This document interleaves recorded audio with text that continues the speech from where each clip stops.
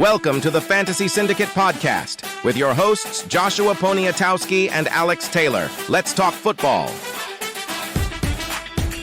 Hello, and welcome to the Fantasy Syndicate Podcast. My name's Josh Poniatowski. With me, Alex Taylor. What up? This is the playoff edition because playoffs are officially starting next week. Alex, we're here. I'm going to be honest. I feel like for me, the playoffs are just not as exciting as the regular season. I don't know why or what it is. You like the grind, you know? I do. I really do because it feels like at this point, you can't make any trades. The waiver wire is very thin most of the times. Yeah. And you got your teams and you set your lineups and it's just fantasy gods, right? You leave it to the fantasy gods. Someone just gets picked. Yeah, you play one week, you have matchups, and based on what happens, you're either eliminated in or out. And I just like how all season long you make moves, adjustments, and that I feel like is the true correlation of effort and results. But I get that. That does make sense. I mean, you got that 1 year. The 1 year was like 16 or 17 when like Todd Gurley got like back-to-back like 40-point games in like the semis and finals. And you're like, okay, so we played a whole season just to see who had Todd Gurley on their team in the playoffs. Right. Exactly. Yeah, but that does prep us, to let the people know that Josh and I in our league, we're in together, are matched up this week in the playoffs. So we are facing each other. Everyone get excited for me to come back next week, just talking a bunch of shit. That's cool. Yeah, we're gonna find out. I got a lot of running backs starting in that league. I have one, two. It's full PP. Yeah, it's full. So just kind of context, full PPR league. It is 2 flex spots, no kickers. We got rid of kickers again. It's a space unless you got Aubrey and some of the other guys who've been crushing it. Defense is next. No. I like the defense. I like the adjustments. I feel like you can actually plan and pick around that. But yeah, I got a lot of running backs starting against you. I think I got 4 running backs and 2 wide receivers, which I know sounds crazy in a PPR format, but I'm rolling with it. That's what I got. My team's finally healthy. I got Bucky's back, Bowers is back. I don't need Daniels anymore because I got Drake Maye. I got healthy at the right time. I'm excited. It was a rough year, but I made it. I survived. I'm ready to keep going next week. You got some good back end season guys for sure. So you made it in. That's what you're fighting for. Back end season guy. Yeah, it's just up to the fantasy guys at this point. Rolling over to the JT update, I'm not necessarily going to talk about points because we know that Daniel Jones went down. He had an Achilles thing. He's out for the year. We can maybe talk about the impact that maybe we think this has on Jonathan Taylor moving forward. He only put up 11 fantasy points in half PPR. He ended up scoring a touchdown, I think. So he ended up, doing what he needed to get done. He ended up having a fumble. Yeah, a little bit. Yeah, I mean, with Daniels out, like they're gonna rely heavy on him. I mean, we don't know who their quarterback's gonna be necessarily yet, but so you're getting a decent floor, but the defense is just gonna be stacking the box against him the whole time. I mean, they got Seattle this week, really tough matchup, so little bleak for JT owners. And I feel like he's been very game script dependent. I mean, we've talked about it quite a bit when it comes to what he's like. Derrick Henry, essentially. When they're up, they're scoring touchdowns, they're running the ball, he's dominating now. And now, Daniel Jones goes down, and we're going to talk a little bit about that QB situation here in a moment. If they're not winning, then it doesn't look great. But yeah, like you said, they're going to have to rely on him more. If you sent him away, you're probably feeling pretty good. If you held on to him, you just got to hope he scores some tutties and maybe breaks a big one, 50 yards, 60 down the stretch. yards. His whole fantasy playoff schedule is Seattle, San Fran, Jacksonville, all playoff caliber, current playoff caliber teams. So yeah, in the fight. Yeah, absolutely. All right, well, rolling over to sneaky starts. Alex wants to get us started as far as who our sneaky starts for the week and a recap of who we started last week. Yeah, I mean, my guy last week, Chris Godwin, let me down a little bit. Didn't quite live up to the hype I was talking about. He only brought in 5 of 8 targets for 55 scoreless yards. In my defense, I make these predictions early in the week, and things change. Things took a turn for the worst. First, all of a sudden, our stand-up left tackle, Tristan Wirfs, was out with an oblique injury. Didn't know that was going to happen. That was really dampened the mood. And then the weather was brutal. I mean, it was a crazy downpour for pretty much the whole second half. So it's an ugly game. I mean, he still had 29% of the team target share. I think he's still a great play moving forward. It was just a gross game for us, and I don't want to talk about it. It's freaking Saints. Moving on to this week, I'm calling Wan'Dale Robinson. I mean, we got Jackson Dart back. we have the porous Commanders defense. We're going with third most passing yards a game. Robinson is averaging 10.5 targets a game over his last 5. So I think it's a really nice day ahead, especially if it's in like a full PPR situation. Yeah, that's crazy. I didn't realize there was that many targets a game. Yeah. That's insane. He's Chris Olave in that team. But last week I didn't agree with that start because the Saints they covered the slot very well. But this week I'm 100% in on Wan'Dale. I love that start. Washington is allowing the third most points per game to slot wide receivers, which obviously Wan'Dale runs at a high rate. But in the past 5 weeks, this is where I really like it, is Washington runs number 5 zone coverage in the NFL, number 2 in 2 high looks. Since Neighbors has been out, Wan'Dale shreds zone coverage, sitting at number 6 in the NFL in target rate and number 19 in yards per out run, only behind Ja'Marr Chase. So Ja'Marr Chase is just above him in both of these categories. Would you sit Ja'Marr Chase this week? Absolutely not. That's how I'm viewing Wan'Dale going into this game as well. You got to start him if you got him. Flex position, even if you have to. So I love that pick. Who you got? Last week, I talked about Shamir Dyke on the Titans as a sneaky smash start.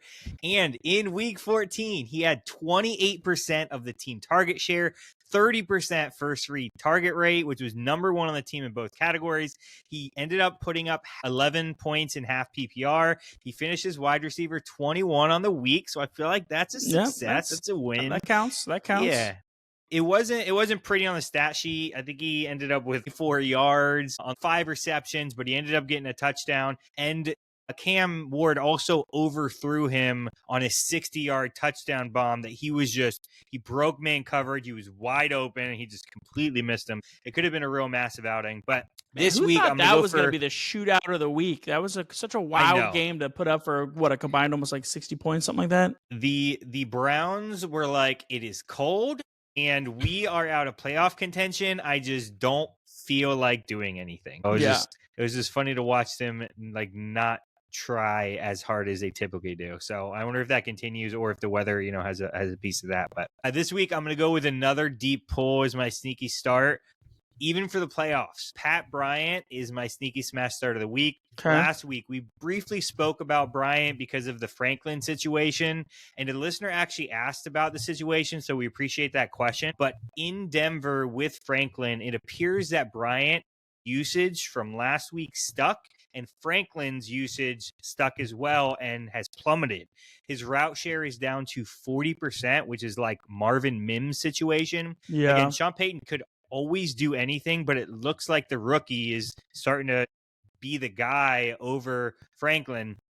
And in week 15, I know they got Green Bay, which is a tough matchup, just like Cleveland was last week on paper. But I like it schematically because over the past 2 weeks, Bryant has ran 64 routes, which is number 18 in the NFL in that time period.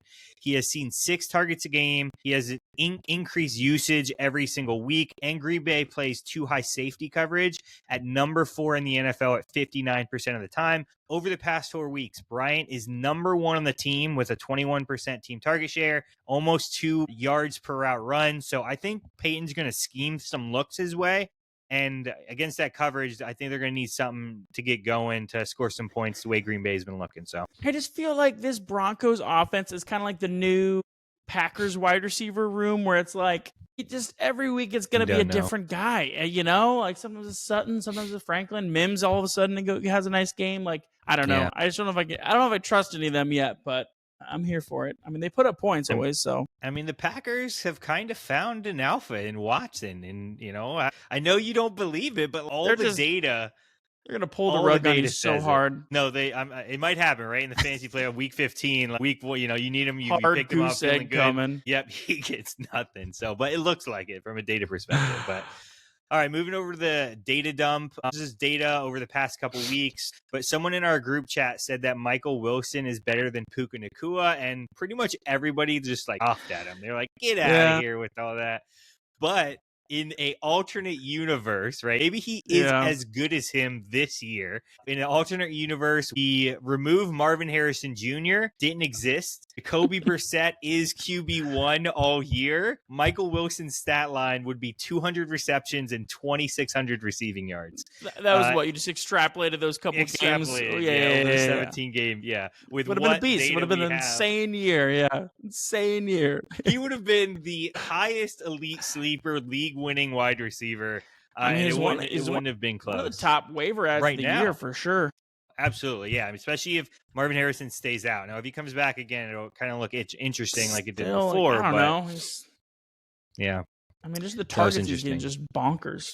Yeah, it's just insane usage. Woody Marks talking about usage, saw a 90% snap share, and he saw 92% of the opportunities this past week. Nick Chubb left with a rib injury. Marks appears to be a strong running back too, just simply due to usage. He hasn't been doing anything crazy, but he's on the field. He's getting usage. I don't know about Chubb. If he doesn't come back, that is their guy. Any type of usage like that, we love out of a running back. So. Arizona, pretty juicy matchup this week. Nothing sexy, just kind of like rushing opportunities as an RB2. Yeah, he was a waiver ad, I think week 9, somewhere around there, maybe 8. Yeah. Justin Jefferson over the past 2 weeks, I hate it, has seen a 15% team target share, which is number 3 on the team behind Addison and TJ Hawkinson. McCarthy's passer rating to Justin Jefferson is 8. Yes, the number 8. I wish it was 9 because that would have been hilarious. But it was 8. Which is terrible. And that's just a JJ. Very bad. McCarthy's catchable ball rate is 67%, which is the bottom 2 in the NFL. He did look better this past week for sure, but you don't know who you're getting out of that guy. As a JJ owner, I am still starting him. You cannot start him, especially against Dallas. If he doesn't find success, you're probably out anyway. You might as well roll with it and go with your dude. Yeah. I mean, it's Dallas. Yeah, Dallas this week. Come on. If there's going to be one, it's that. Gotta be.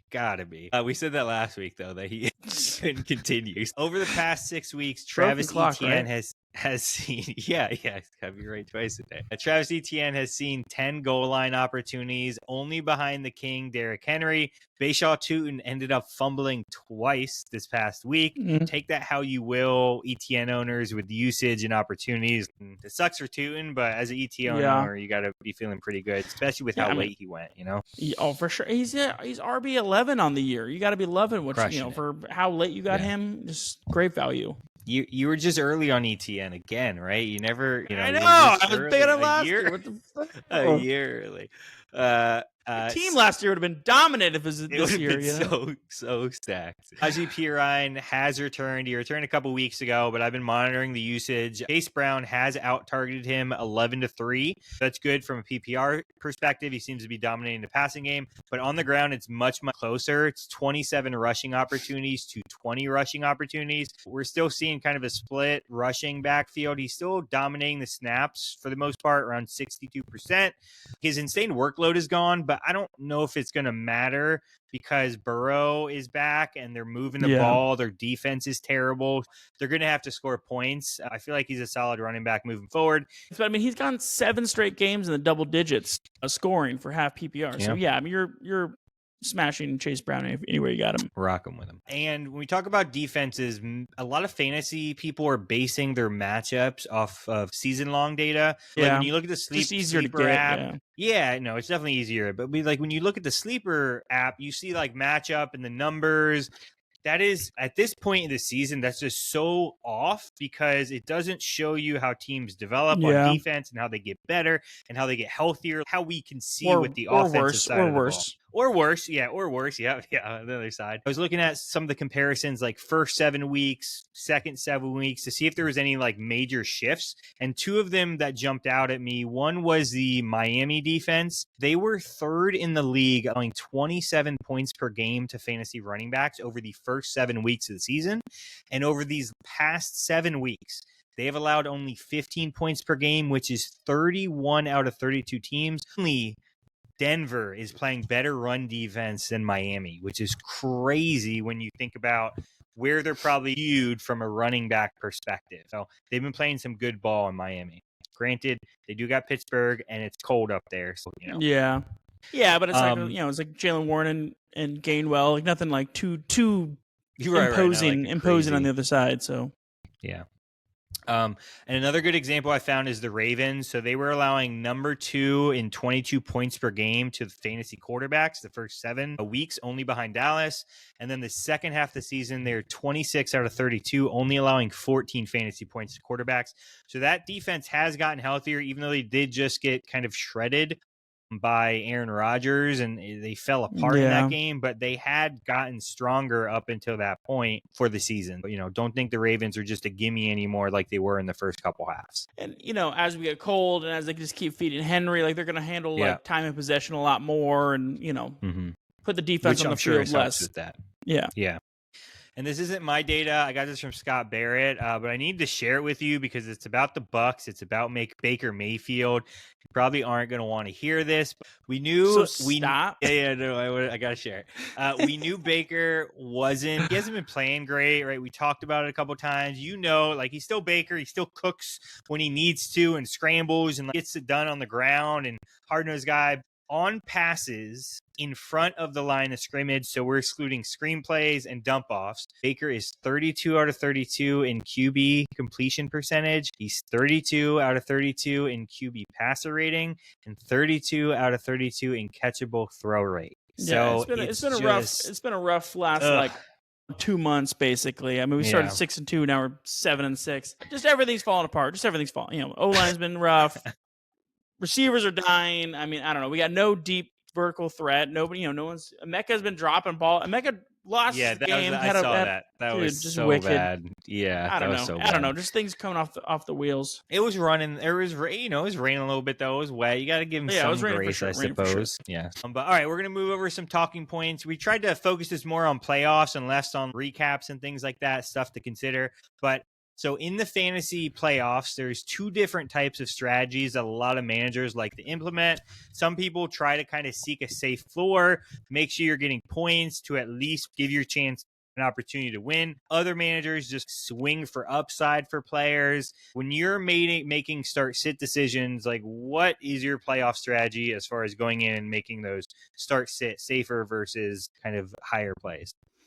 Well, I mean, I've always been a high floor guy. It's how I draft my team. So, like, if I made it to the playoffs with a drafted high floor team, obviously there's still been cruising for me all year. Okay. It's like that bench guy would have to have just like an insane matchup for me to sit one of my studs, even if they're like a somewhat disappointing stud. Even like Justin Jefferson, get in there, you're starting. Scary Terry, get in there, you're starting. Saquon, get in there. Like I draft these guys for their floor. Maybe it's not been there all the time, but if I survived into the playoffs with them, they're going to get in the moment. Like why would I abandon them right now when they're on the cusp of glory? Yeah, I mean, Saquon's matchups, I feel like it's just going to get better. He's got one of the easiest schedules. If you can get past me not happening, then hey man, AJ Brown, come on, baby. Go Birds. Yes, I'm very annoyed. So I hope that turns out terribly for you. And Justin Jefferson and Jamar Chase go ham for me. So, yeah. Well, all right, Josh. Well, the QB landscape has also taken a big hit over the last couple weeks. I mean, we saw Daniel Dimes just go down. Jay Daniels came back and then just immediately left the game. Justin Herbert had surgery the other week. Jalen Hurts had 5 turnovers in the Monday night game. But through all this muck of good quarterbacks playing poorly, Shedeur Sanders went out and scored 4 touchdowns with almost 400. Good for a QB finish this week. Only rostered 11% of weeks. His playoff schedule is at Bears, home for Bills, and home for Steelers. Josh, are we thinking about it at all? We get questions like this sometimes, and I always find them so funny with the start-sit questions. We get blinded by hype. And we need to take a step back. We're in the fantasy community. We live on like a week by week basis, which can be good sometimes, but we need to remove the emotions of this situation. If I were to present this information to you, what would you decide based off the data? Okay. We have a 5th round rookie QB who's played 4 NFL games. He has a 67% catchable ball rate, which is 44 out of 44 eligible QBs. Only behind J.J. McCarthy. This was worse than every other QB who's played. I think it was like 100 or 200 snaps is what I filtered by. He is averaging 200 passing yards a game. He plays on the Doo-Doo Browns, and the next 3 games are going to be in the tundra, freezing temperatures. The high is 22 degrees, and the low is 4 degrees on average. So he's going to be in cold temperature all 3 of those weeks. Are you starting that person in your fantasy playoffs after 14 weeks and hundreds of hours of planning and preparation to get to this point? Are you doing that? Probably not. It's Chicago. Okay, you kind of figure that would make, There we go. I don't know, but maybe in a It might super be. flex. I mean, maybe maybe it's a in a good super matchup. flex situation, Okay. you know? Okay, like 4 QBs. I mean, we're in a 3 QB league right now. We're not starting him, or I'm not starting. I mean, is he even on anybody's roster? I don't even know. No, Yeah. Well, like I said 11%. He was 11% rostered across the leagues. That's what it is. Okay. Gotcha. And I'm not streaming the guy. For me personally, Tua is available in quite a bit of leagues, and I feel like he could be a sneaky play. We talked about Pittsburgh. The cold weather is kind of crappy, so maybe not week 15, even though Pitt hasn't really been playing well against the pass. But they have Cincinnati and Tampa Bay in the following 2 weeks. Those could potentially be shootouts. We know they've been fourth against the pass at home in their home game. I think he's 20% rostered. So, like, if you're looking for somebody instead of Sanders, I'd probably be looking more the Tua route just because of his playoff schedule. And since we're talking about QBs, I wanted to share some fun facts about the Colts quarterback situation.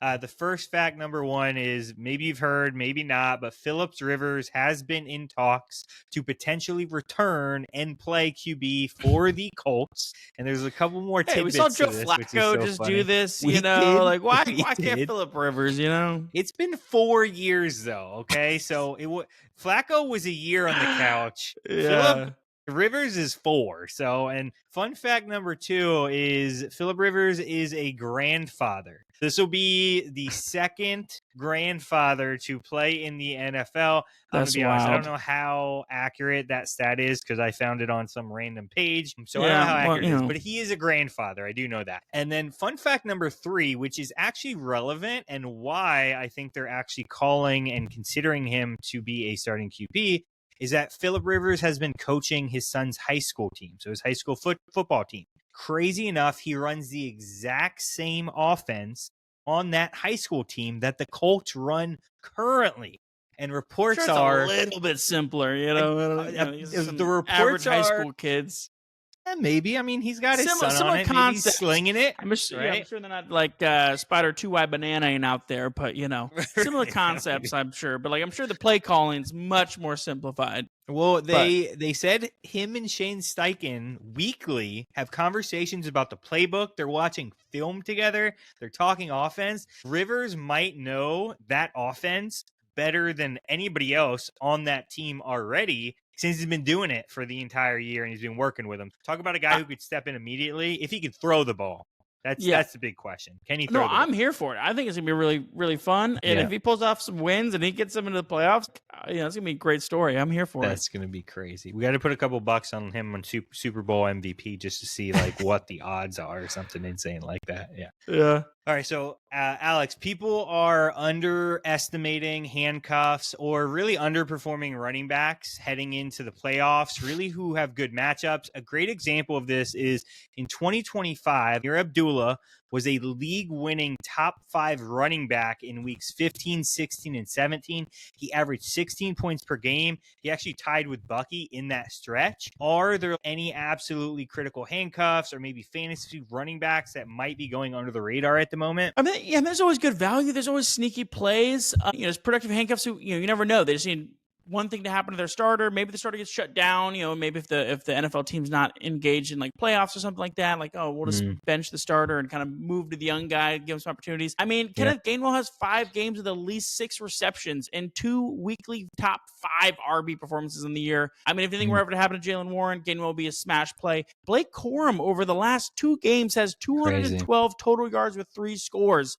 Yeah. You got to monitor what's going on with Kyron Williams, but who knows? I mean, that could be a huge play. And then Henderson, like, what's his standing in with the Patriots? Is he just a backup? Is he just a handcuff? Or are they going to maybe give him the reins? I don't know. But, I mean, those are kind of 3 guys that are producing, even though they're not really, like, the main guy, but they are getting results and could potentially give you a lot more value. But And not that this is going to happen, but Amir Abdullah, I think, is Jonathan Taylor's backup right now.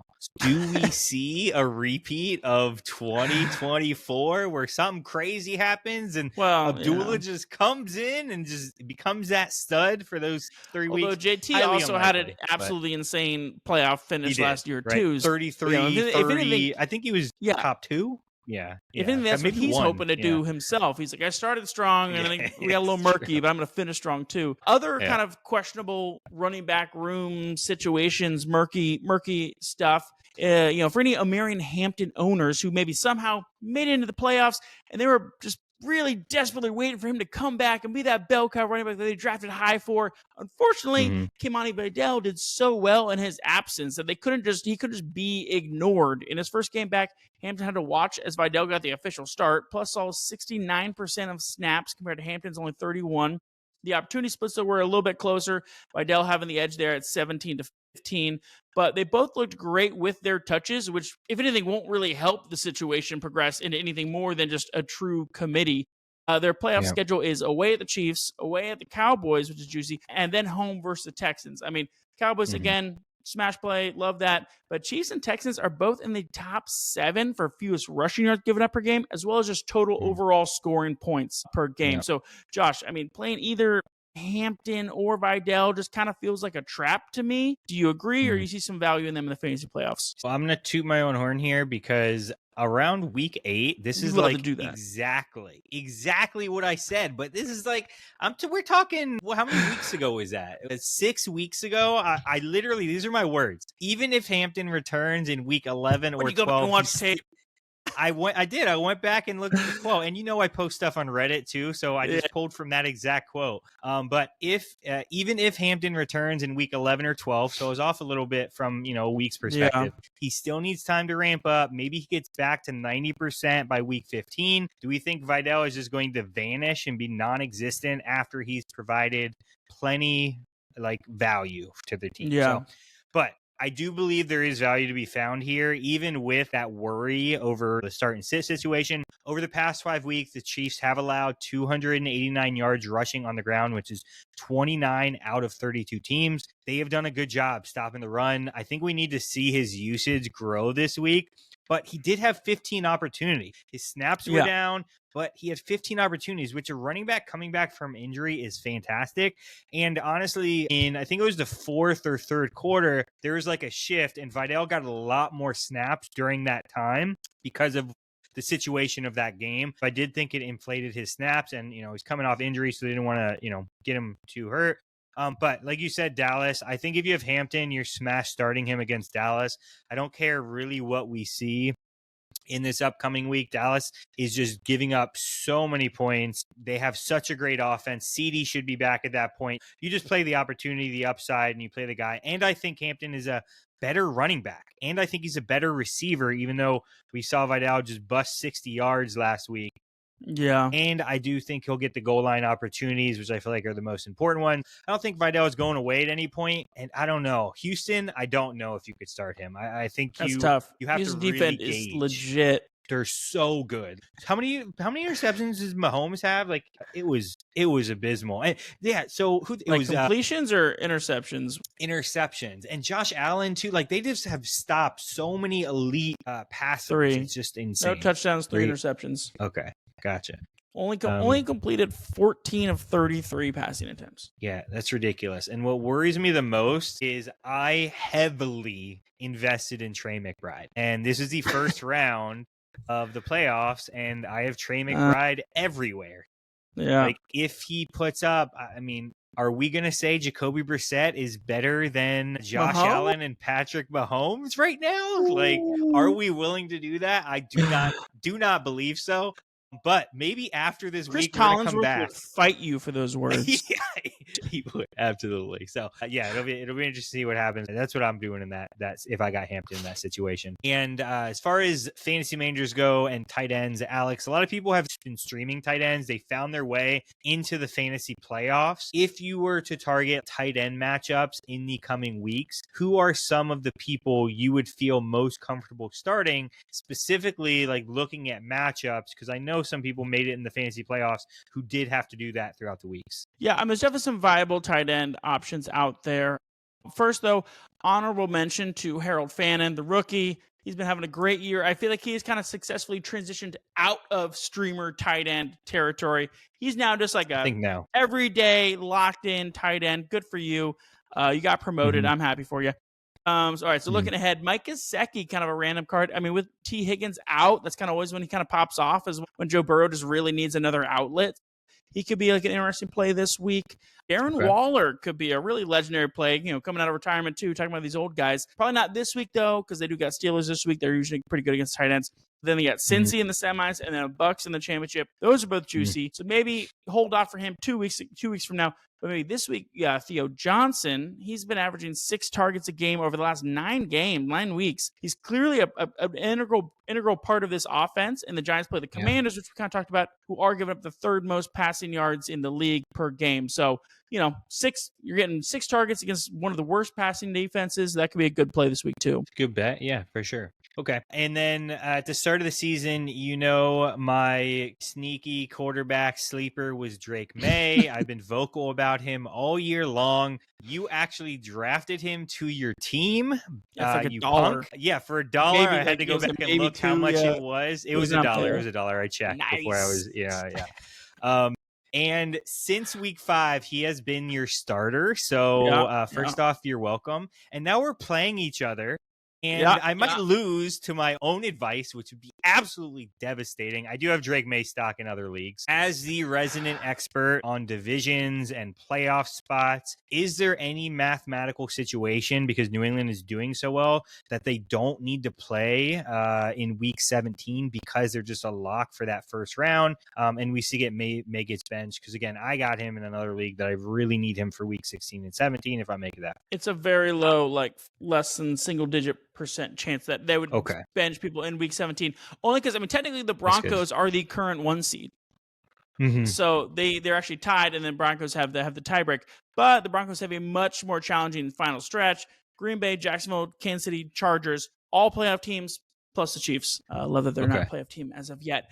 Whereas the Patriots, they got a tough one this week against Buffalo, and then they got Baltimore, Jets, and Miami. So this week will be a big one. If they beat the Bills and then the Broncos were to lose to Green Bay, then they might have a chance going into week 17. But if they lose the Bills, then it's pretty much going to be neck and neck with the Broncos, pretty much down to the wire. There is though kind of a really funny scenario where my Bucks can rest people in week 17 without even having the division or the playoffs or anything locked up in week 17, because it could possibly just not matter. So the Bucks and Panthers are both 7-6. Sorry, with 2 matchups against each other in week 16 and 18. If they were both to go 2-2 over their final 4 games, so they would both be tied again at 9 and 8. The tiebreak would come down to head-to-head results. So how it would kind of break down is if the Bucks were to lose to Atlanta this week on Thursday, but then beat the Panthers. So they're both, they went 1-1 and the Panthers go 1-1 or whatever. Week 17 wouldn't technically matter as long as they then beat the Panthers again in week 18, because they would both be 2-2 and they would have the head-to-head matchup. So just kind of a funny scenario where, like a 8-7 team could be benching starters because it doesn't matter for playoff implication. So I don't know. We'll see. We got to see how it plays out. I wonder if they would do that. They get almost 2 weeks before one of the most important games for them to get in. I don't know. Considering how banged up we are, I'd be for it. Yeah, let's do it. Sometimes you're a little worried. It kind of takes you out of the juice a little bit. Kind of takes you out of your flow, but we're so banged up. I think we need it. It's also just weird that we have 2 divisional games to the same divisional opponent over 2 of the last 3 weeks. Who designed that? The NFL was like, it's the Panthers. They're going to be 3-9 or whatever it is right now. Yeah, these are throwaway games. Yeah, the Bucks will be fine. The Panthers are trash. It's not going to matter at this point. All right, well, that's all we got for y'all. If you like what you heard, give us a like and subscribe. If not, we just appreciate y'all hanging out. As always, we're in the playoffs, so make sure you go steal a championship. And we'll catch y'all next week. Later. Peace.